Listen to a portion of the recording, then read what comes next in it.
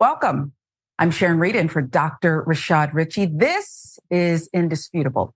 And before we get into it, let's introduce our special guest host today. She's a familiar face, Yasmin Aliya Khan.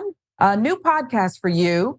It is Modern Context. You're also a Rebel HQ contributor, and we appreciate you being with us today. We have some interesting stories. Yasmin, and I think, you'll be able to jump right in, dive right into this first one.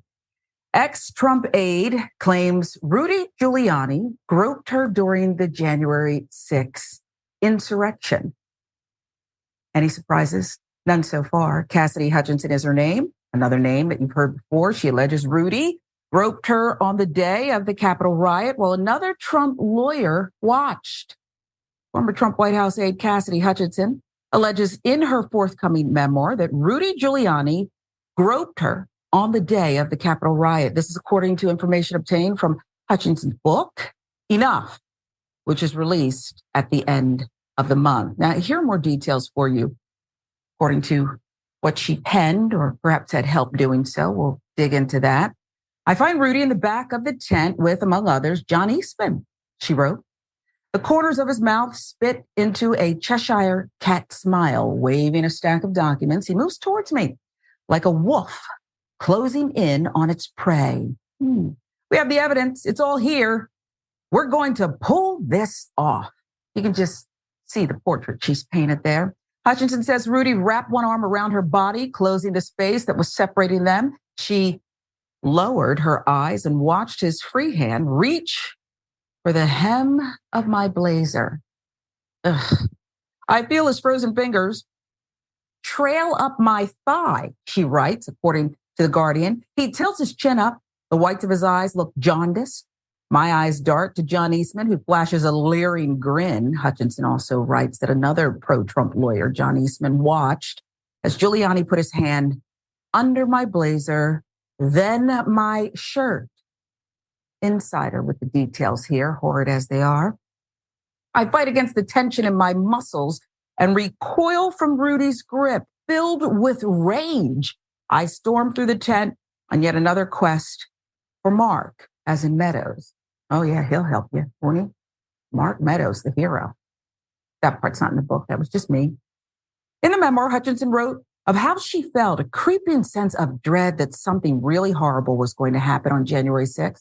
What Giuliani and Eastman have to say about this? Well, let's see. Are they acknowledging the hurt, the harm they've caused? It's fair to ask Cassidy Hutchinson why she is just now coming out with these allegations from 2.5 years ago as part of the marketing campaign for her upcoming book release.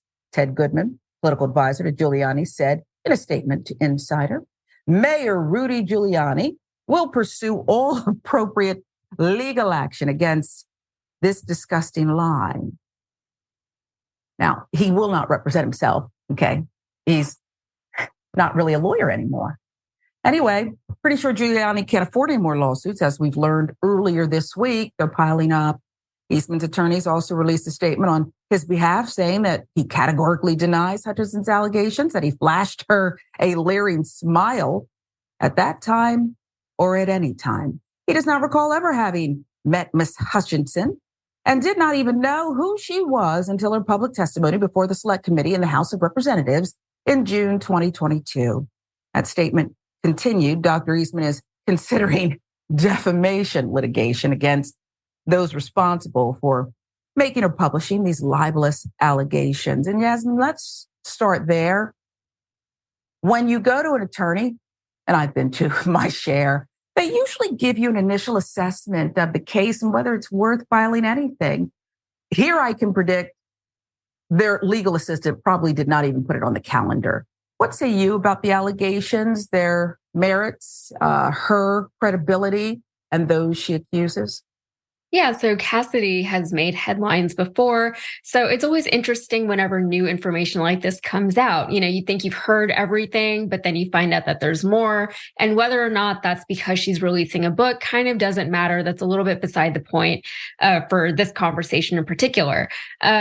I'm glad that you brought up the fact that Rudy Giuliani doesn't really have money to spend on any more lawsuits going forward. He's already in debt to his lawyers. He hasn't paid his lawyers. Like, what is it? Like a lot of money he's in debt.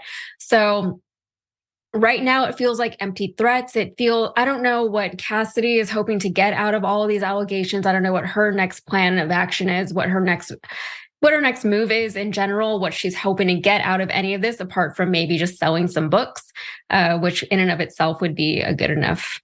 If she makes some money off of it, maybe it's not worth it, but like she's getting something out of everything that she went through. But it's also hard to say because that's not really justice, right? You always want justice whenever you've been wrong for something. And hopefully Cassidy can get some of that, however she goes about pursuing it. As far as money from Rudy Giuliani, though, I don't think he has any. Yeah, and when he sells his apartment, they should just take the proceeds. Just go through the realtor, because they'll stiff the realtor too. They've got to put it in a special account, those holding accounts, and take everything that is owed, just freeze it from there. But I do want to talk more about her because I agree with you, but I see Cassidy Hutchinson from two different lenses. On the one hand, you're right. This absolutely happened to her. You're a woman, I'm a woman. We know. And based on the history, this is not the first rodeo, the first allegation of this kind that Rudy has faced, and other really bigoted white guys around him have watched, perhaps, and thought it was cute, funny, or did nothing to help this woman. So I too believe if you want to make money off of your story, write a book, do whatever you have to do, and that's the American way. I also think the American way, and here's the other lens, has to do with a young white woman who joined an administration where misogyny, racism, and all kinds of filth was front and center. Okay. No one had to look under the hood here. At that age, to be in that position, she saw it too. Okay. And America's propped this young lady up to be a hero after aligning herself with misogyny, racism, bigotry, filth. That's what you're doing here. Okay. And she told the truth about it eventually, not initially through her Trump paid for lawyer. She told the truth, but that's all she did. That's all she did. And I really am offended by white women who are propped up to be heroes when people of color have been telling the truth and being beaten back since the beginning. She told the truth. Thank you. You eventually told the truth. I want her to make money. I just want to point that out here. Okay. Yes, she's a victim of this. I believe that, Yasmin, but I'm so conflicted about the rest. Yeah, I mean, I definitely feel that too. And whenever she first came out with all of these allegations, whenever she was testifying in front of Congress, it was very conflicting at the time, and it still is now, right? We all know, you work for the Trump administration, you write a book, you get some money out of it, and then you go away. That's what has happened with a lot of other people who have worked for this administration. But with Cassidy, it's like what you said, she knew what she was getting herself into, and not just aligning herself with these men, with this administration in particular. She didn't just align herself, but she worked for them. She did their bidding for them. And in so doing, she betrayed a lot of women in this country, and especially a lot of women of color. She betrayed a lot of people in this country. So she's hard to root for in that sense. I hope she gets justice. Rudy Giuliani, he can deny all the allegations against him so many times, and he will, because he doesn't have a choice but to do so. I believe that something bad happened to her. Nobody is really questioning that, I don't think, except for the most zealot MAGA supporters. But at the same time, everything that you just said is completely true. And she's a hard person to root for in that sense.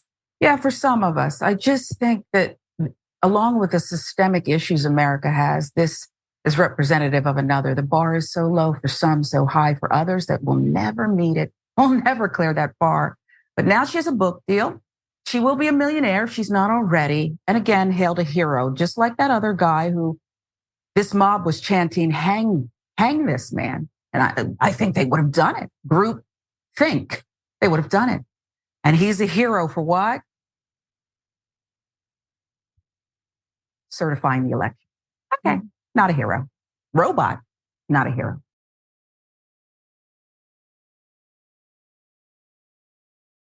This one sent shockwaves through those who care, parts of the world, from Australia to New York.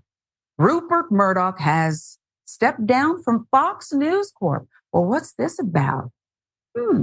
Rupert, powerful right-wing media mogul who built and oversaw one of the world's most influential news empires, announced that he will step down as chairman of his companies, Fox Corporation and News Corporation.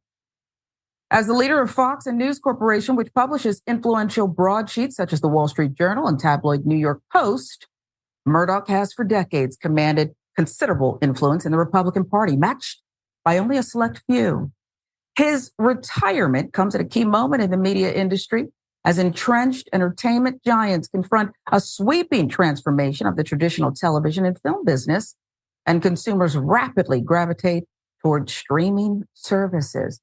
Folks, there's no moonwalking back. This is where we're headed. We're all streaming. Murdoch's decision, step down as chairman of his companies, will also send shockwaves through the political world. Just as the 2024 presidential race heats up, Fox News remains ensnared in litigation stemming from the network's peddling of former President Donald Trump's election lies in the wake of the 2020 election. CNN with the reporting here, Oliver Darcy, the media critic. In recent years, under Murdoch, Fox News has advanced baseless conspiracy theories, including the COVID-19 pandemic and the 2020 presidential election. The lies Fox News pushed about the election spawned two massive defamation lawsuits from voting technology companies, Dominion Voting Systems and Smartmatic. Fox earlier this year settled the Dominion lawsuit for an historic $787.5 million. Smartmatic lawsuit, however, continues to make its way through the court system. Now, Murdoch's eldest son, Lachlan, who already serves as chief executive of Fox Corp, will become sole chairman of both companies. It's unclear if Fox's direction will change under Lachlan, but Rupert signaled Lachlan will maintain the right-wing editorial bent his media companies are known for.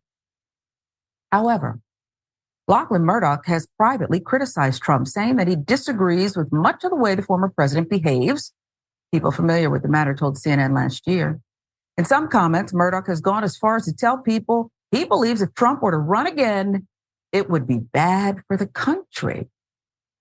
So apple tree there, Yasmin, we'll have to figure out how far it falls from the tree.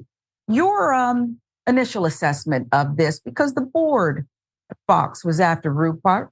They filed a lawsuit, said, you're killing us here. Profits and lawsuits and nearly $750 million more. What do you think about this? Does it even matter? Yeah, so that was my first question actually, is will anything really change over at Fox? You know, his son isn't much better than he is. Sure, he's privately said some things. He's privately criticized the president. He privately disagrees with this, that, and the other. But he's been born and literally bred by his father to take over this huge media empire. He's the oldest boy, and he's also out of touch. No matter how good his intentions are, he's out of touch with the general public. He's not even an American, and he's, running the American news system now. He's used to having too much power, and he sees power, I think, probably differently than most average Americans do, even very wealthy Americans. Yeah, I think a lot of people are eagerly or maybe even desperately anticipating the turnover of this old guard with the new guard, because the assumption is that the old guard was out of touch and greedy and in general just representative of a different time and different values.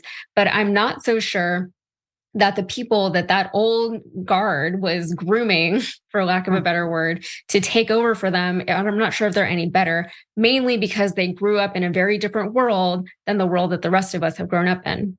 I couldn't agree more.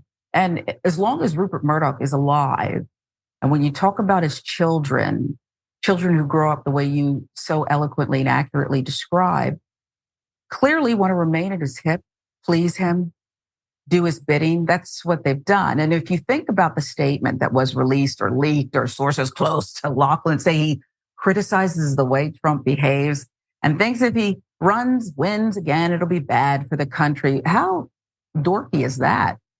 Okay, a 6-year-old child could have made that observation. It reminds me of another daughter of privilege, Ivanka, and all the leaks about how Jared and Ivanka just said, well, they're not agreeing with this or that. They felt strange on January 6th. All these self-serving leaks that Ivanka's whispering to probably one of her handlers to deposit here or there in the press. It just reeks of that. I want to pivot. Well, really, I want to piggyback on something that you said there about what will change at Fox and how much they will kind of weave and bob around their past, because it doesn't seem like much is. They fired the guy who told the most lies, I guess. We could put Tucker up here with the lies. And then who would it be? Larry Ingram or Hannity? I'll let you decide, Yasmin. But again, when we look at the programming moves they've made thus far, even after the lawsuit, I don't know that much has changed. It's so subtle. Yeah, and they're still finding themselves in the midst of other legal battles in relation to that Dominion and Smartmatic lawsuit. For example, I think they're being sued by the state of New York right now for the pensions and all the things that the lawsuits pretty much put in jeopardy for a lot of the employees working at Fox and in the media sphere. And as far as who lies the most after Tucker, my gut reaction would be to say Hannity, but honestly, I don't watch either of them enough to know because they both lie so much, right? And That's then fair. It becomes a question of what constitutes a lie, right? You can say something and you can say it in such a way where you're not technically not saying anything untrue, but you know what you're doing because you're kind of insinuating or implying something that is not true. You're misconstruing a truth so that your followers, so that your viewers will view it in a certain way and interpret it in a certain way. Tucker Carlson was great at doing that. He was really great at framing stories the way that he wanted his audience to hear them. And Hannity does a lot of that. Laura Ingraham, I would say, is a little less subtle in her approach from my own personal experience with her. But it's hard to watch the news on that particular channel because you don't know what's real and what isn't, to the point where I don't even know what to look up sometimes. Mm-hmm. I don't even know which part of it I'm supposed to investigate further. It's not an outright lie. It's like all of it. Everything they're saying is not true. Yeah, and I worry about the next generation, the heir apparents, because of inbreeding. And I want to explain what I mean by that. You have that snarky, boyish kid who was reared, if you will, by Bill O'Reilly. Remember, that's how, what is Jesse, what's his face? And he has assumed the position, and he doesn't appear to be that bright, offensive, aggressive, frat boy mentality, prep school approach. But he doesn't seem to be that intelligent because he has not lived outside of that bubble. And again, this inbreeding concerns me because they just keep coming back, populating like some rodents that we still can't get rid of that roam all night in New York City. I'll never forget the time I saw a very large one start right across my path, and I looked to my right, and there were all the cousins, brothers, sisters, and boy, it was a heck of a family reunion in this dumpster site. At any rate, this is Indisputable. I'm Sharon Reed, in for Dr. Rashad Ritchie. We're right back.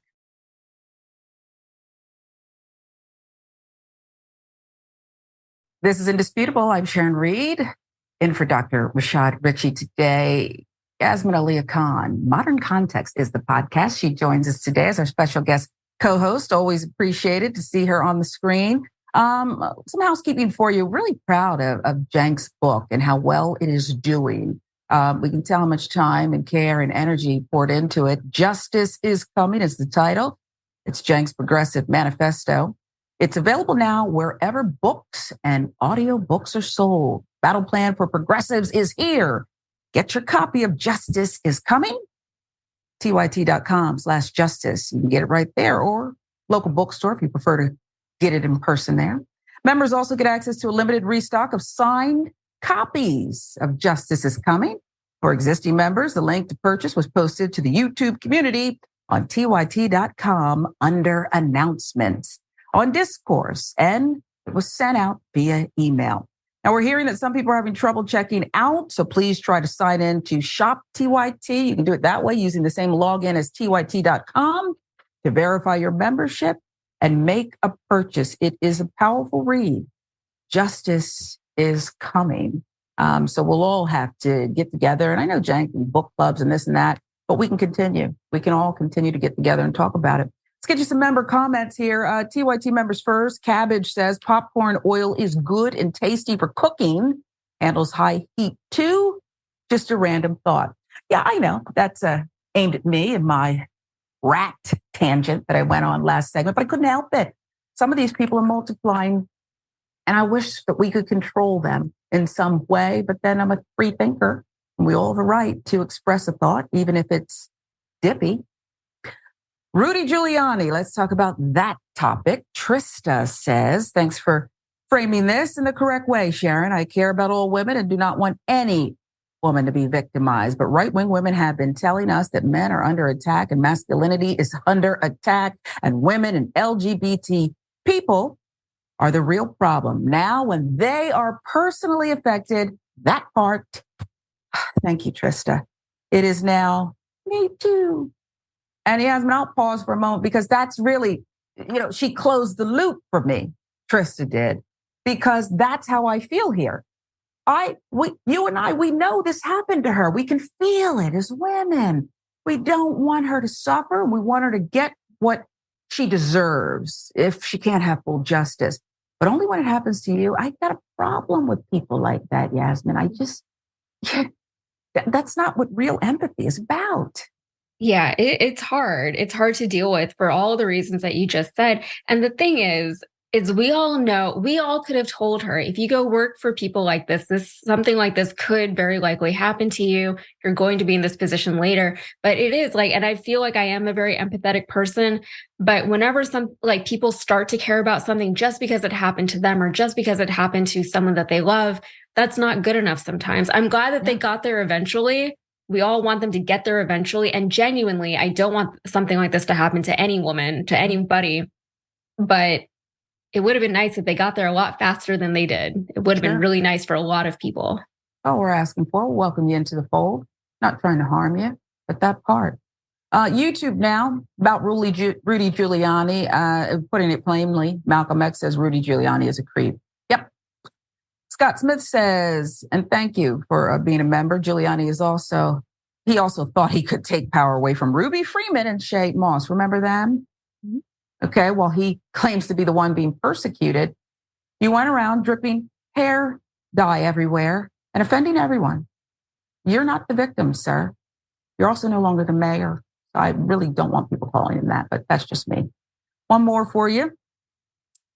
Oh, well, shout outs for us. Thank you to Leslie Michelle, Travis King. Happy to be here, filling in for Dr. Ritchie. And one more for you. Scott Smith says this sounds like something that America's mayor would do. Well, in that case, you can call him that because that was a bit of a facade. He led in a moment of crisis, one we'd never been through as a country before. And then am I allowed to say, well, he trickled it all away. You insert the word. Okay. We'll move on now because we have to get to some, dramatic business. I wish a Karen would. You want to call the police on him for having a barbecue on a Sunday. I feel free! Back off! I'm going to tell them there's an African-American man threatening my life. We got a Karen on the golf course right now. You'll leave after I don't give you a goddamn thing. I'm going to take your clubs. Leave. I'm not getting a fight at a golf course. Then leave. I stand here and you can complain. Goodbye. I'm not complaining. You're the one bitching. No, you're the and I asked you to no longer speak. You took her ball. Please don't speak to me. We're coming over here. You took her ball. Bro, you took her ball. Dude, I'm not going to fight you over. You need money for her golf balls. I'm going to, Walter. Because I'll plant you, bitch boy. Now get hurt. Walter? Oh, here we go. You see that? Oh. That's what you've been to heaven, bitch, and you want to test God? Get it. He's mentally ill. Oh. Let's move You along. think I'm mentally ill? Yes, I know you're. Been to heaven. Leave me alone. And that is when you get in your hopefully electric golf cart and you speed out of there. You put the pedal to the metal and you get out of there. Unhinged. My only trepidation here is I wondered to myself, shall I label this a rabid Karen? Okay, this male Karen is afflicted in some way, but fully aware of the unhinged behavior. What did you see, Yasmin? I will never understand people who are wrong and they know that they're wrong and they still act with this self-righteousness and indignation. I guess this is just gaslighting, whatever he was doing here, but it's also chauvinism, right? And it's also anger, and it's very threatening. Whenever a man defaults to violence and anger, it's actually not anything to laugh about. We're laughing now, but it's not actually funny. It's incredibly threatening, and it's indicative, in my opinion, of very low intelligence. It's like he gave up on trying to express himself with his words, and so he just flipped, and we saw how quickly he flipped. He just immediately took his shirt off and became very threatening, very violent, and the people just took off, because who wants to deal with that? Not them. Okay, he can keep the little ball. Okay, I'm sure he's got others. But I will say that once he ripped off his shirt in kind of this Hollywood action figure style to reveal a physique that he had appeared to have worked a little bit for. He won't be joining the cast of Fast and Furious anytime soon. That I can declare right now. Okay, I know a few casting agents. They're not looking for his type, even as menacing as he is. But I do think that you're right. It's funny, it's awkward.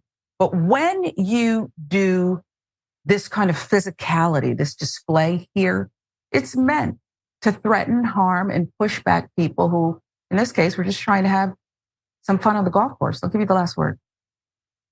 Yeah, I think that a lot of times, whenever, especially women, right, we always talk about how difficult it is to exist in the world with men, right? A lot of women will cite men as the biggest thing that they're afraid of in this world, their biggest hindrance in this world. And a lot of it, men will kind of take that to be, oh, it's because we're smarter than, like, historically, right? It's, men are smarter. They're the ones who are supposed to be in charge.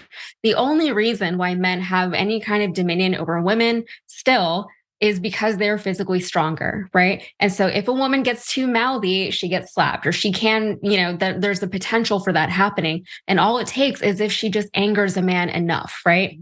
The threat of physical violence is enough in a lot of instances to shut a woman up and to shut her down. And this is exactly what we're seeing on display here. Yes, there were other men that he was attempting to threaten, but as I said, it's very clearly, to me, low intelligence. This man doesn't have a good grasp on his own emotions. He seems very volatile, and all of that means that he's a very dangerous person to me, and not someone who I would want to be around. Yeah, and the erratic behavior that he chose, I say chose to exhibit there, was another way to threaten and put people off and keep them on their heels. So if you know that male Karen, tell us more, okay? And put up caution signs too. Beware.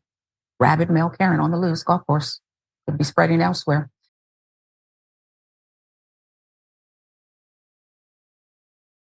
Oklahoma church expelled due to a blackface scandal. We come in all different shades, but black shoe polish seems to be the one that they choose, and the only one.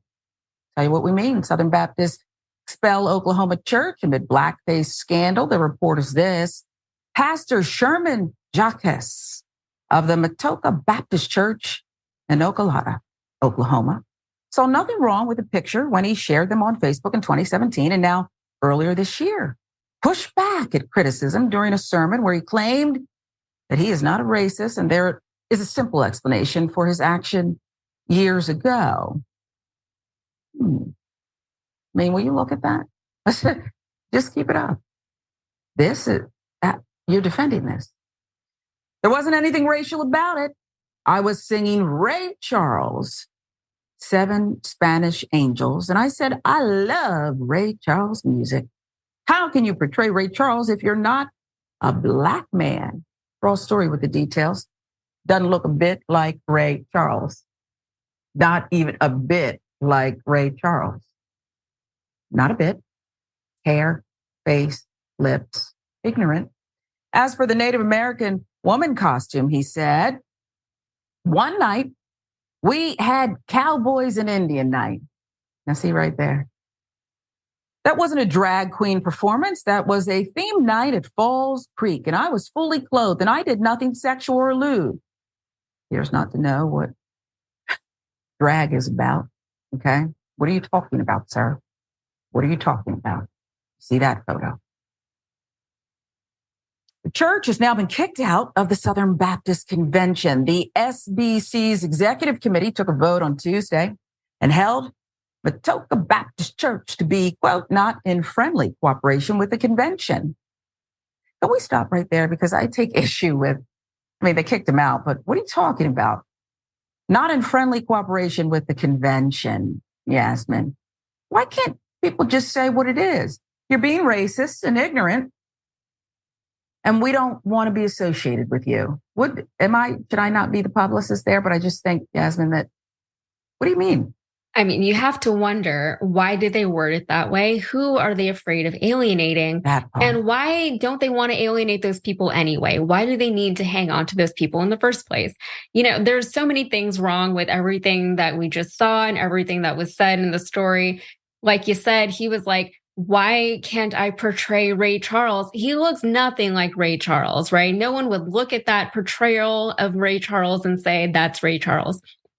And I don't know if he knows this, but you can sing a Ray Charles song without looking anything like Ray Charles. That is an option that's available to everyone.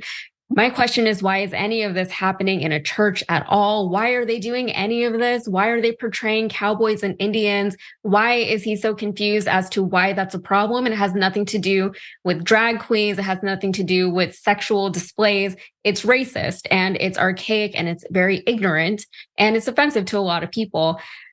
Just talk about the Lord and move on. Why does any of this need to happen? Yeah, I have a question about why he would still have a congregation after putting on these kinds of displays and disseminating them on social media. Why wouldn't more people just storm out? Why do they have to be excommunicated, if you will? It just doesn't make any kind of sense. But I also see that there is a cousin of ignorance, and it's willful ignorance. Okay, they're cousins. I think he knows exactly that this is offensive and hurtful, and that's exactly the intention behind the acts. He enjoys being hurtful and laying it out there, perhaps as a distraction from his own life problems, issues, shortcomings. I don't know, but I know he knows that this is ignorant, okay? He knows it's ignorant, and so is he. Give you the last word, then we'll take a quick break, Yasmin. Yeah, I think what was very shocking about that story was that you mentioned that he originally posted this picture on Facebook in 2017. There was so much going on in this country racially in 2017. If I'm not mistaken, wasn't that the year that we had the white supremacists marching on Charlottesville with the tiki torches? Wasn't that 2017? Indeed. Yeah, there's no way that he thought that was okay in 2017. And if he did, he's living in a very small bubble under a very large rock. So that is that's willful ignorance, as he put it. Well, he can stay under the rock if that's a comfortable place. And I think the rest of us can breathe just fine. I think we can breathe just fine if he stays under there. Yasmin Aliya Khan, the podcast is Modern Context, and you really should fill in because you'll get more of Yasmin's commentary and everything in between. And we love having you precisely because of the way you break it down and give us a little bit of a recent history lesson. This is Indisputable. I'm Sharon Reed, and for Dr. Rashad Ritchie, and we'll be right back.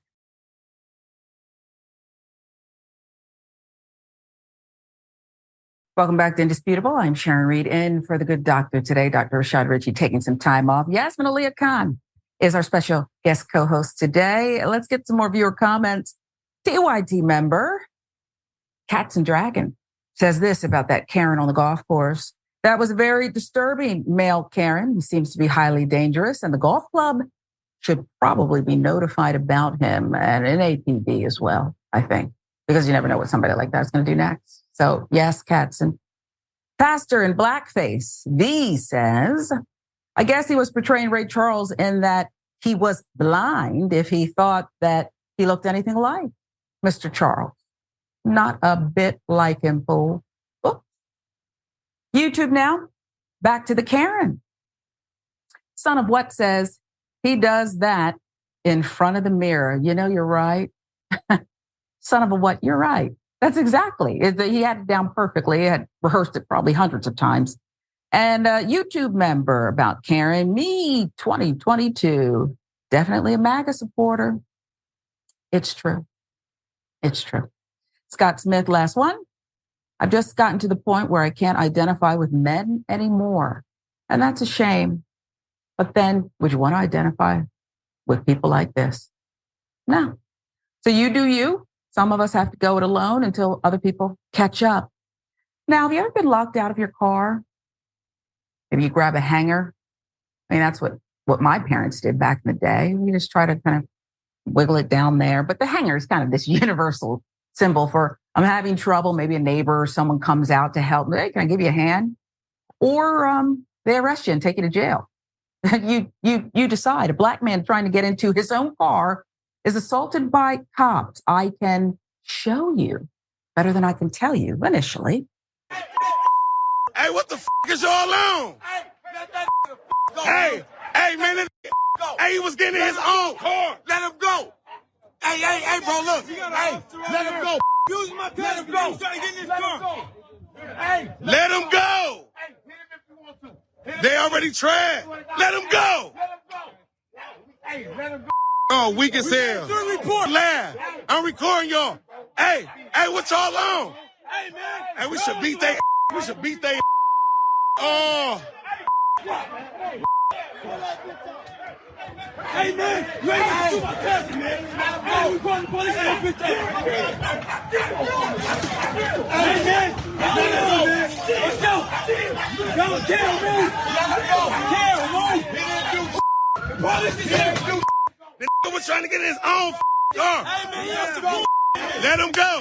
They laugh.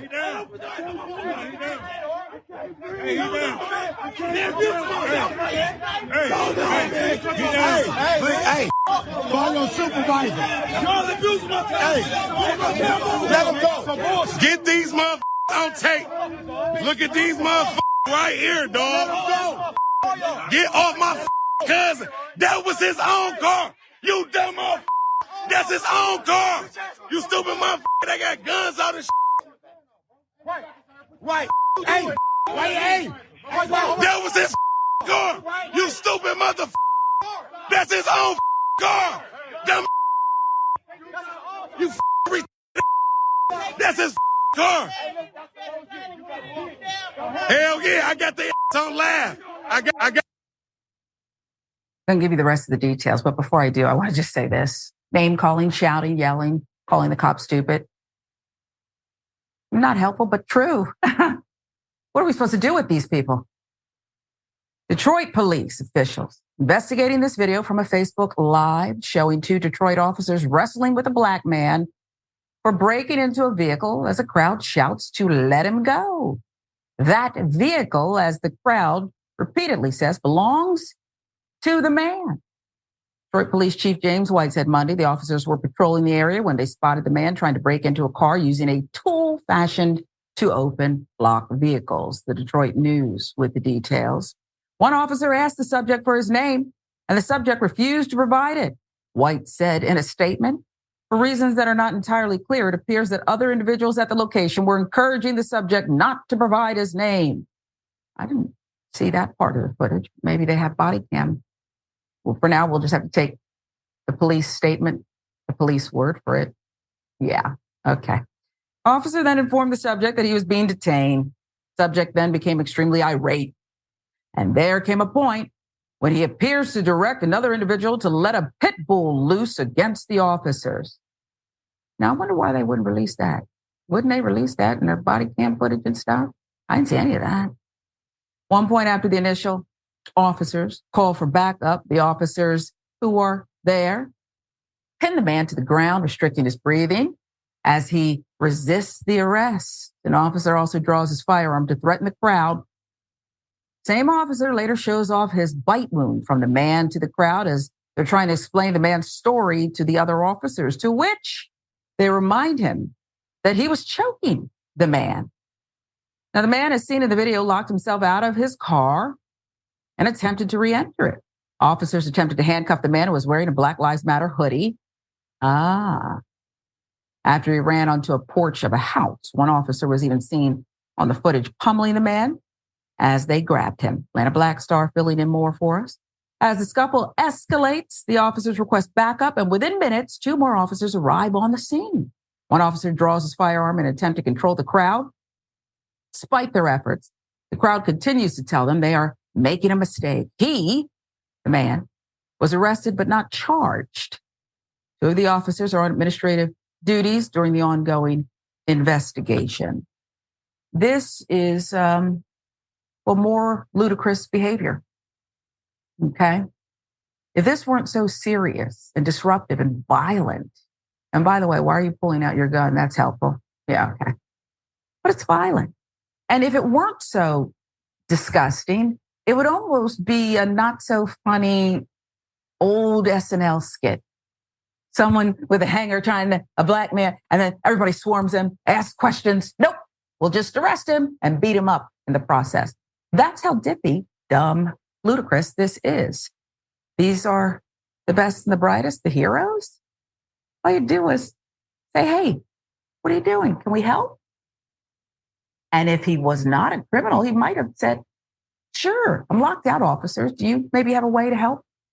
Isn't that the way it's supposed to work, Yasmin? Or I guess not anymore.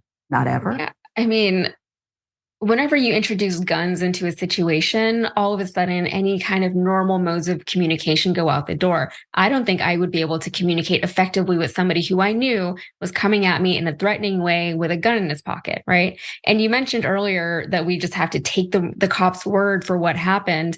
But since when is a cop's word more valuable than what we can actually literally see with our own eyes on video? You know, whenever white people say things like, oh, Black people should just comply with the cops, Black people are literally just trying to exist in this world the way that anyone else would. This is a very relatable experience and situation that this guy was in, getting locked out of your own car. I cannot even imagine being handcuffed in front of my own house, trying to get into my own car.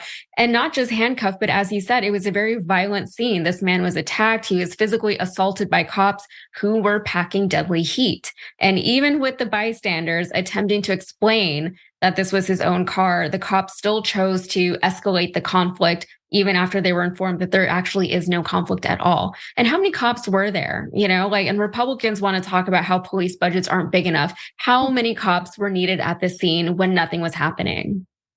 Yeah, this was in Detroit. Okay. Henry Louis Gates could tell us it happens everywhere. Okay. No matter what you've achieved. Remember? Wasn't the professor just trying to get into his own house? Okay, forgot his key, locked himself out, whatever. Maybe if you approach someone and just ask some questions, it's better for everyone involved. You're right. Don't tell me I should comply. Whether you comply or not, you'll probably be taken to the ground. Is this safe for officers, this kind of behavior? Is it even safe for them? No. We'll keep following that one. No charges. Okay, lawsuit time.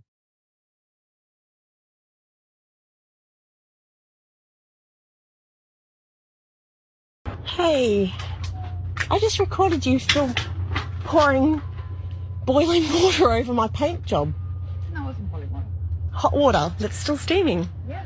Yeah, okay. So why did you park in front of my house when there's a sign here saying, please don't?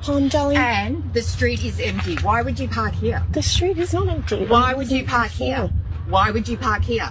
You've been here for over 3 hours. Because I've taken a photo of what time you got here and what time I've done this.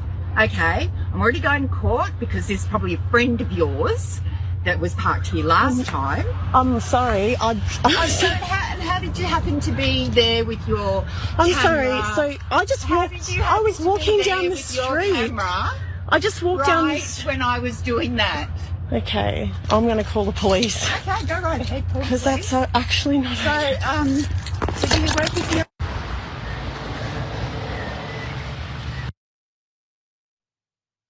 International Carenicity here. The lady literally put feces of a domesticated animal on the vehicle and claimed that the woman was a member of some type of parking in front of her house conspiracy by saying the other person that did it is probably a friend of yours. Ma'am, that is the most unlikely thing on the planet. All right, so thoughts here. It's more probable that you live on a street in a society with roads and cars. Have you thought about that? No? Okay, cool. Maybe you're living in the wrong part of town. Just like there's a reason that sometimes like the most unstable among us live in the middle of nowhere. No disrespect to the rural areas. Obviously, it's great. You want your space. I love it. But like, again, and the woman has been obsessed. Like she waits by the door for someone to park the way like I wait for like a package. You know what I mean? Just like, ooh, and she can't wait. She got the boiling water with poo poo in it. Ooh, you know. And there's a sign on her gate that's like, please don't park here. And this whole thing, like, calm down. It's a street. It's a public street. It's not your spot. Put cones up or something. You gotta do a better job. Yeah, let's put up the sign again. All right. So the first mistake, don't write serious stuff in cursive. Just don't do that. If you really want us to read it and pay attention, don't write it like that, okay? Don't make the fancy, make it look ugly.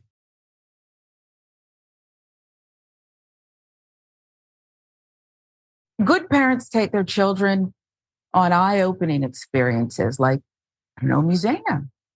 Daddy's Day to expose the children to something else. Black father instead catches a museum employee following his family. Will you watch? And they great wound, it's a tomb or whatever. Are you about to follow us the whole time, man? Are you about to follow us the whole time?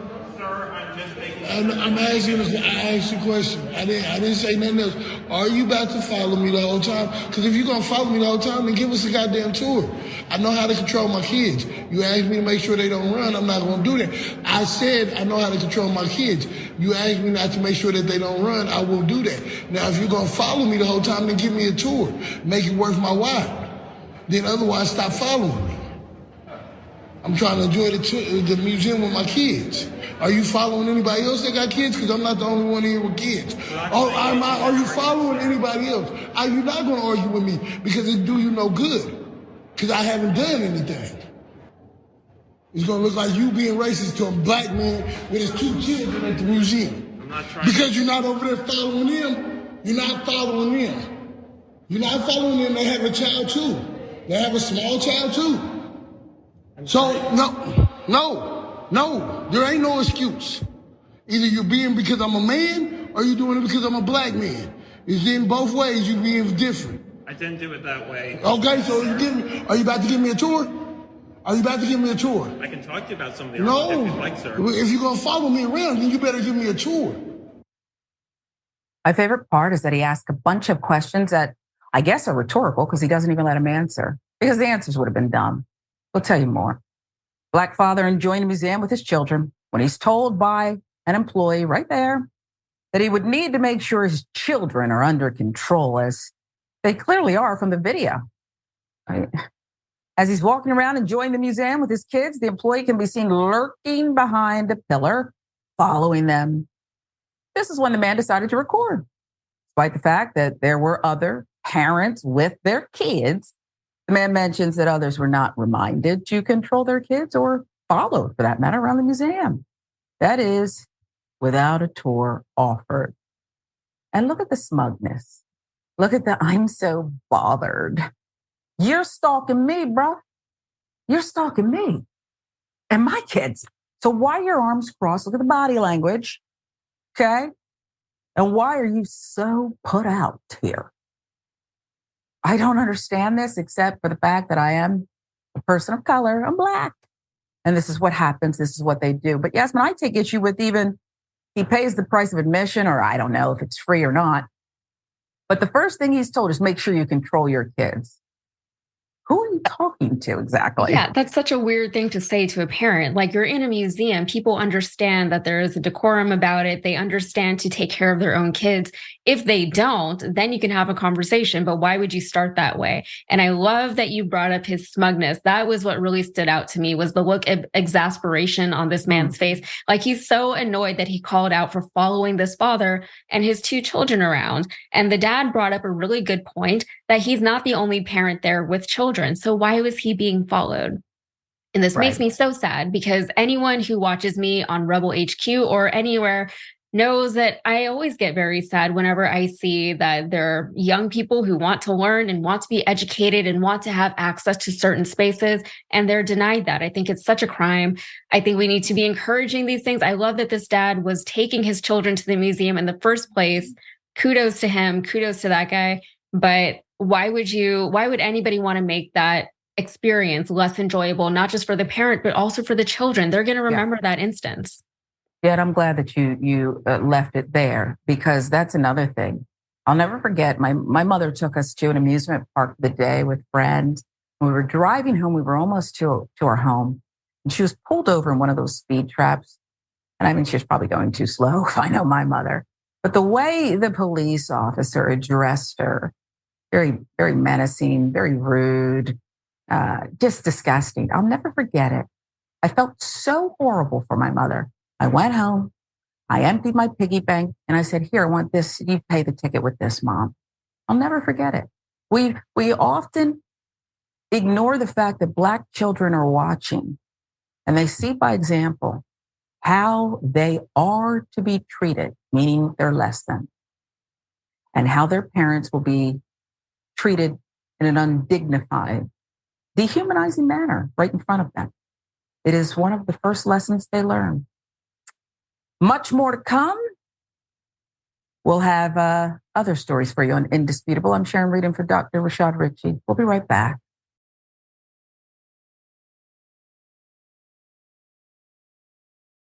Welcome back to Indisputable. I'm Sharon Reed in for Dr. Rashad Ritchie. Yasmin Aliya Khan is our special guest co-host. Modern Context is her podcast, Rebel HQ. You can also catch her there.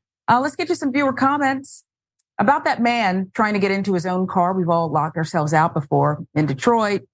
Archie15 says something simple: to protect and serve. We saw the opposite. Yep. Bernie, the Kiwi Dragon, says police defunding the police, like always. Doing it to yourselves. About the museum, father taking 2 young children just to see some exhibits. How wonderful. Until he's followed like a criminal. Done nothing wrong. Julia Ward says, damn, let it go. Leave people alone. Stop talking to strangers and then acting like you're so bothered. Rudy Giuliani, I think we read that one, Scott, and agreed. He's got some issues. About the pastor who donned blackface and pretended it was about the talented Ray Charles. K-Ron, hey, says total racist congregation. Well, true. Librio says, I hope he used Sharpie, just saying. Wouldn't that be wonderful? It didn't wash off. You know, maybe just part of it. And he had to walk through life for the next 60 days as a Black man. Now that would be fitting. That would be fitting. We'll move on now. This story's problematic, hurtful. Let's see where you land on it. Angelica Ross blasting Emma Roberts for transphobia. Watch the video first. I'm standing in front of Emma, talking to her like this, and she's, she's in front of me, her back against the mirror. She goes, John, Angelica's being mean. And he goes, and I know she's being, she's not being for real. She's just being whatever. And John is like, okay, ladies, that's enough. Let's, get back to work. And she then looks at me and she goes, don't you mean lady? And she turns around like this and covers her mouth and goes back here, but can't see. I'm looking at her dead ass in the camera like, what the f- did you just say? And I'm standing there looking her dead ass in the damn thing, And I'm like trying to process the she just said.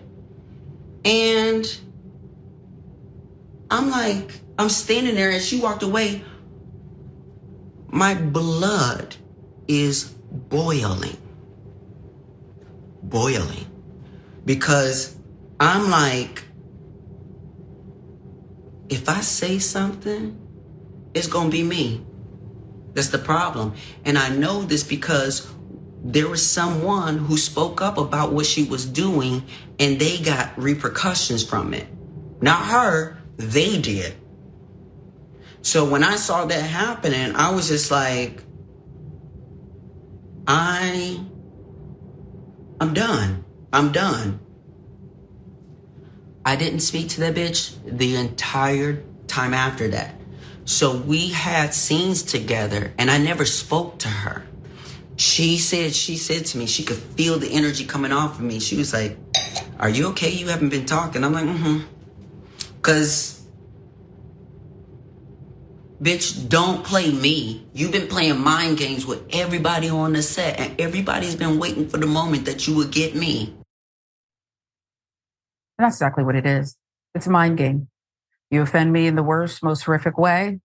I shut down on you and suddenly you're tender and warm. Are you okay?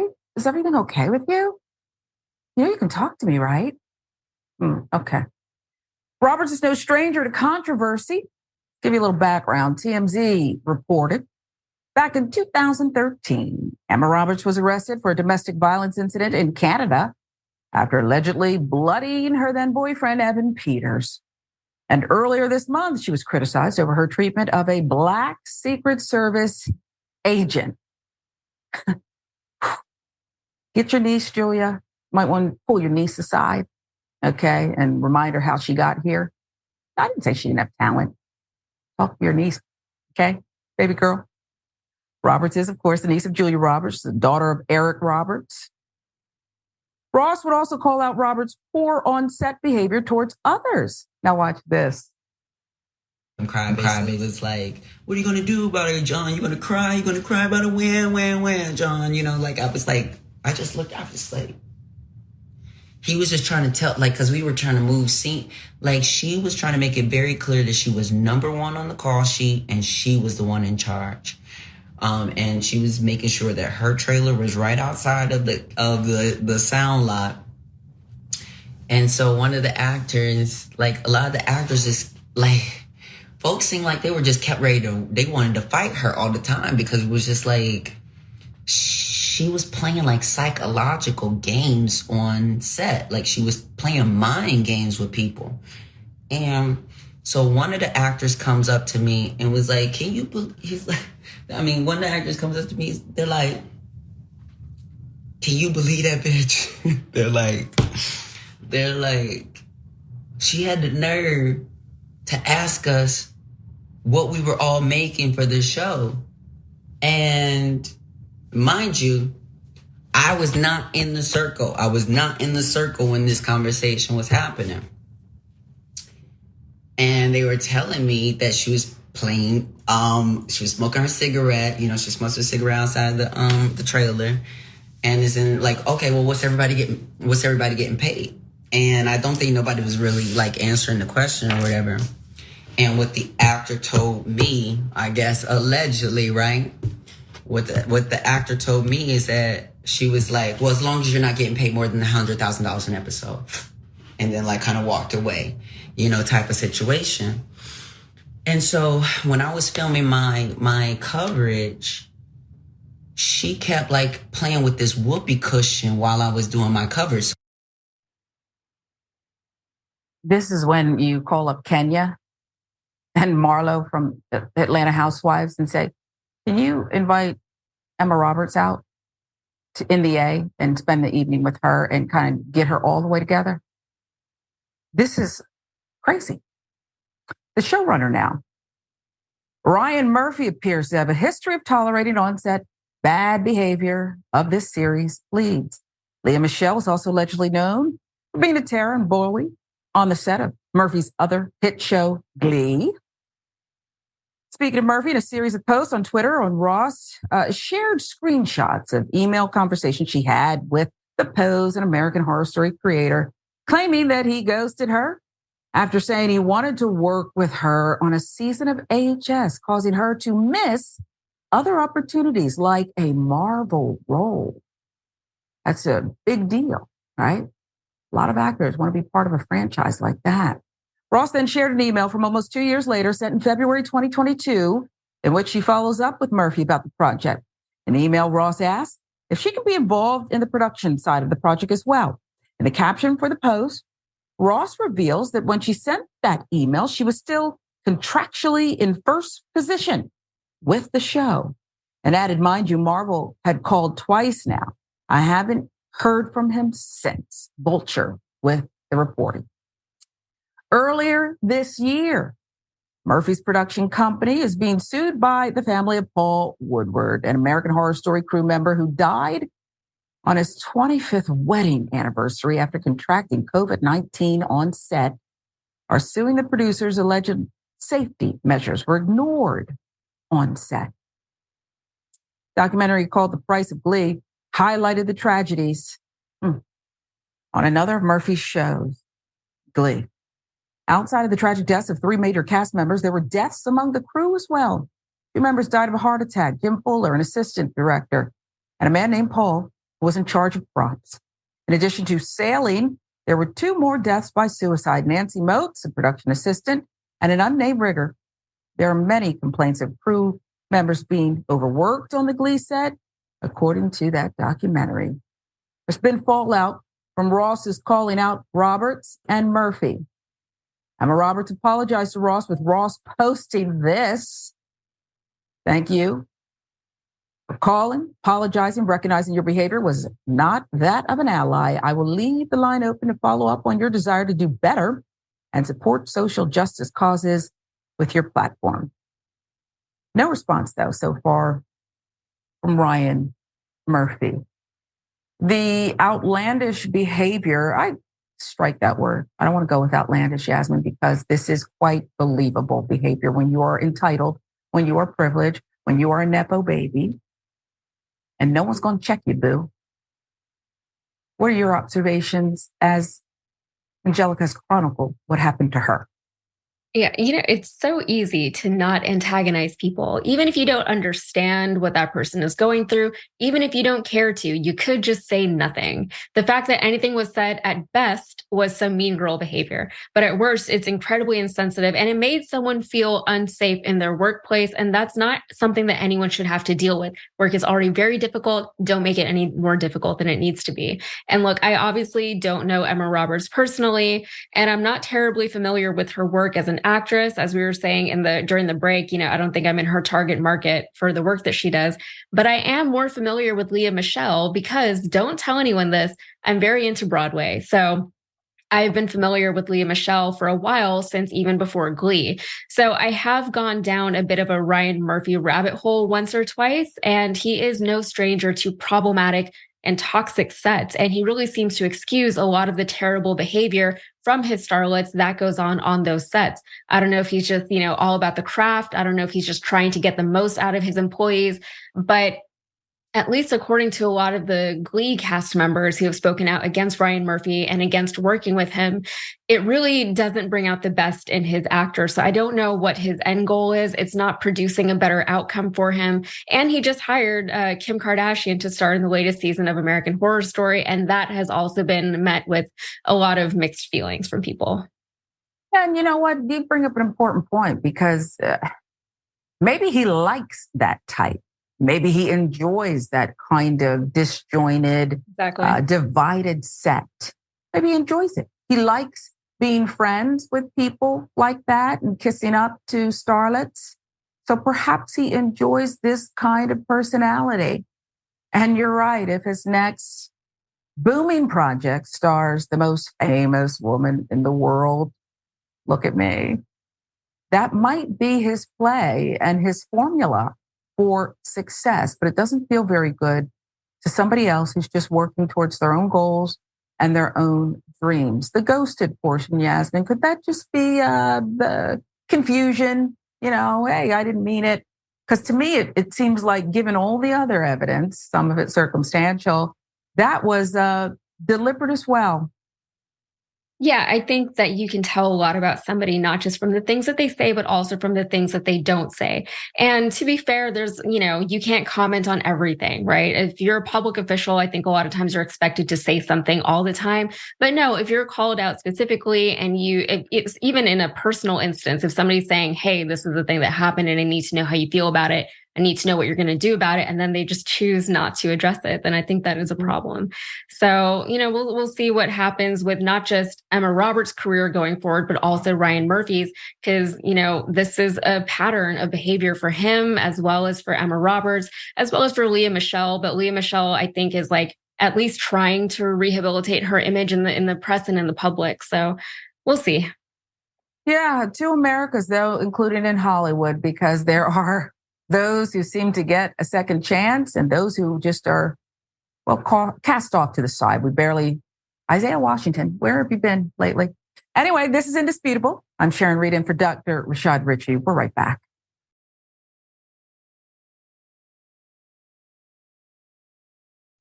Welcome back to Indisputable. I'm Sharon Reed alongside Yasmin Aliya Khan. Podcast is called Modern Context, and you should check it out along with her Rebel HQ contributions. Let's talk about Elon Musk, because there's a question that is still looming today. Did he buy Twitter to lose money? It's a valid question. Elon Musk is now considering making users pay, all of them, to use Twitter or X or whatever. Elon Musk says he needs you to pay so he can eliminate the threat of bots. That part. Billionaires looking to charge anyone still on X.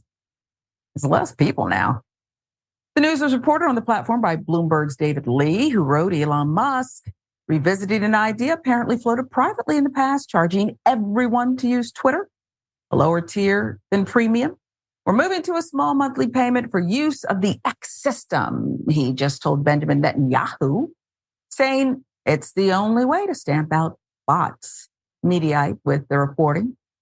In a Mediaite article, Musk rationalizes the proposal by proclaiming bots don't have money. You see, so they can't pay, is what he's saying. So that way it takes care of the problem. I'm not sure that's how it's going to work. That's what the billionaire says. Now, Lee linked to a November 22 article by Casey Newton about the idea of putting Twitter behind a paywall, a seemingly logical step Musk might take after the bumpy launch of Twitter Blue subscriptions. Remember those? Saying at the time, but the new Blue likely faces larger problems. The existing version only had a little more than 100,000 active subscribers. Platformer has learned. The new version will be 37.5% more expensive, and its value seems murky for most regular users of the platform. It's unclear how the company will persuade enough people to subscribe to justify the effort. In July, Musk himself reported Twitter X had lost 50% of its ad revenue, which prompted Musk to put Blue on sale for the cost of one fantastical cup of coffee that comes in a tea bag, which is 23 cents. It just seems to keep getting worse for the billionaire who has advisors, has people on the payroll. I mean, I know that he fires people, but he doesn't seem to want to listen to anyone. And despite all that money and access and toys, Twitter X keeps going down. My prediction is the same people who said, I don't care about a blue check, are not going to pay $1, 50 cents, 8 cents, 1 penny to subscribe and be part of this platform. Tell me I'm wrong, Yasmin. I cannot and I will not tell you you are wrong. This is kind of like what we were talking about earlier about people who voluntarily get themselves into these positions and then they run into problems once they put themselves in these positions. So it's hard to feel sorry for Elon Musk. It's hard to feel sorry for the richest man in the world, and just full stop, but especially in this case. I still have a Twitter account. It is active. And by active, I mean that it's there. I don't use it. I've never used Twitter. I've never liked that platform. So part of me acknowledges that it is a good tool. It's a public forum. It's for the people. It's of the people, that kind of thing. But another part of me is just like quietly watching all of this unfold and like wishing it would crash and burn, because I really don't like getting on Twitter. And this goes back to, a few years ago, like 2015, when I was working in marketing, and I used to have to get on Twitter every morning just to see what was up. And it was during the time when Obama was on his way out of the Oval Office and Trump was very much on his way in. And you could just see all the toxicity right there on that platform. And now with Elon and his blue checks, it's almost like you can just identify, just if anybody has a blue check, I can already tell you all I need to know about them. You can already tell what kind of content they're going to be pushing out there. It's so predictable, and it has become so much more of a cesspool than it was even before. And that's not good. And I think after the fact, if and when he does implement actual payments just for regular users without, again, getting any added benefit for paying for something that has been free for years and years and years, it's going to be even worse. I think that would be enough to get me off the platform that I'm already not using. So it'll be just another place to avoid, like Rumble. Yeah. And Truth Social. That was the other one. What is it called? I can barely keep a straight face on that one. I often wonder, as Elon Musk takes the platform into a nosedive, how those who were there in the beginning. I lived in the same neighborhood as Jack Dorsey's parents when I was in St. Louis. And I often wondered how he feels after cashing a $44 billion check, he and other investors, how they feel about the direction. Or maybe when you come up with something and you're able to sell it that price to, some people are saying Elon Musk got played. What a sucker. But do you have a personal attachment as you watch and I think he still retains maybe a couple percentage stake in the platform, but he got his money up front. How do you feel when you watch what you built so strong and bright crumble, simmer, smolder, whatever? I think things have a season, a reason, and this may be, something like, think of the early social media platforms that went away. MySpace. Does anyone remember MySpace? Yes, absolutely. No, not you. You can't possibly remember MySpace. MySpace. It's gone. Just take me back to a better time, please. Right. I think Twitter's all going I to be want a thing of the past. back. I just remember the song that I had playing on my MySpace page. Wow. I was in high school when MySpace was up and about and at the beginning of Facebook. So that was back when you had to have a college email address to get on Facebook. So I couldn't get on Facebook when it first came out because I was still in high school. But it was just better, simpler times. And I think even Xanga, I don't know if like people will remember Xanga, but that was like a live journal. We would all just come home and just type our day into these live journals, and our friends from school would read it. Like, that's crazy to me right now to think about that we were all just doing this after school. But it was a different time. But to your point about whether or not somebody like Jack Dorsey would see what's happening with Twitter and if he's sad about it, I have no idea. I mean, he got $44 billion out of it. I mean, obviously he didn't get all that money, but he definitely made a ton of money off of this deal. Maybe that's all it is for him. Maybe it's just, an entrepreneurial business venture to him. But I can't imagine conceptualizing and building something for that long and then running it for so long with somewhat of integrity. You could at least tell that he cared about the platform, and then seeing it kind of trashed overnight. I think the bigger picture of that is like whenever a tree is cut down, it took so many years for that to grow, and it's so big and beautiful now. And it takes 2 seconds to chop it down. So I think that's always sad. Yeah. And I think this is what will help dispel, if it's even left, this myth that if you're a billionaire, you're smart. Just because you're born into money, just because you have money, maybe you caught lightning in a bottle, maybe you hit the lottery, doesn't mean you're brilliant at strategy in business, especially when your ears are clogged, like Mr. Musk. Yasmin, tell people where they can find your brilliant commentary, your productions. Yeah, so you can follow me on Instagram and TikTok. My handle is at YazK with 5 Z's, YAZZZZZK. And you can catch my videos on Rebel HQ. And also my new podcast is Modern Context. We have 3 episodes out so far. I think they're a lot of fun. In the most recent episode, we're talking about death, and we talk a lot about the Barbie movie and Oppenheimer, and also Mr. Robot, if you guys watched that show back in the day. I just finished it, so it was top of mind. Well, we support anything you do. And I wait till the end to call you beautiful. She's so beautiful, but inside and out. Okay.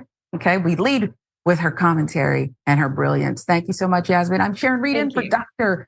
Rashad Ritchie. Please join us again on Indisputable.